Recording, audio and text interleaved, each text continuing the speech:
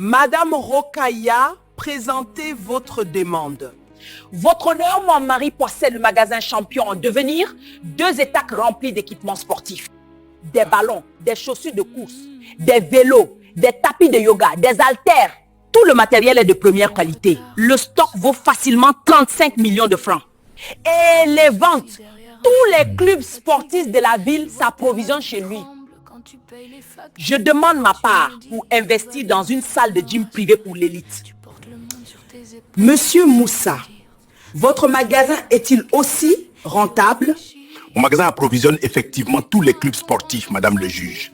Mais Rokaya ne sait pas à quel prix. À quel prix? Un prix de gros, évidemment. Un prix de 0 francs Rokaya. Mon magasin s'appelle Champion en devenir parce que je crois que chaque enfant porte en lui un champion potentiel. Mais comment devenir champion sans équipement? Le club de football des quartiers pauvres reçoit gratuitement les ballons, les chasubles, les filets de but.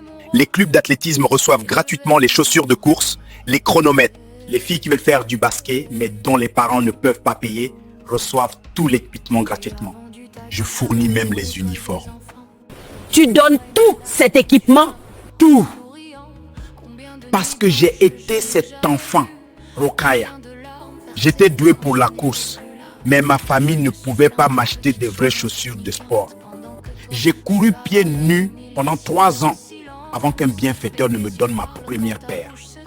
Ce jour-là, j'ai battu mon record personnel de 30 secondes. Les chaussures ne m'ont pas donné de talent, mais elles ont libéré le talent qui était déjà là. Maintenant, je suis ce bienfaiteur pour des centaines d'enfants. Cette montre compte mes pas, mais elle ne compte pas les vies que tu as sauvées. Moussa transforme des enfants des rues en champions, en citoyens, en espoirs. Combien d'enfants avez-vous équipés? Plus de 600 en 8 ans. Parmi eux, 12 sont devenus athlètes nationaux. 3 ont participé aux Jeux olympiques. Mais même ceux qui ne deviennent pas champions professionnels gagnent quelque chose. Et moi, je voulais ouvrir une salle de gym pour l'élite? La discipline, le respect des règles, l'esprit d'équipe, la santé. L'élite n'a pas besoin de moi. Ses enfants, oui.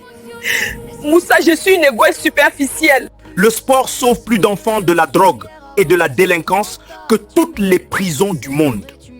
Annule ce divorce. Je veux distribuer l'équipement avec toi. Je veux encourager ces enfants sur la ligne de départ. Rokaya, pendant 8 ans, tu m'as demandé pourquoi je rentrais tard. Je te répondais, j'étais à l'entraînement avec les jeunes. Tu penses que je perdais mon temps? Tu ne m'as jamais accompagné une seule fois pour voir leurs yeux briller quand ils reçoivent leurs premières vraies chaussures. Madame Rokaya, vous avez voulu privatiser ce qui doit rester public. Le divorce est prononcé.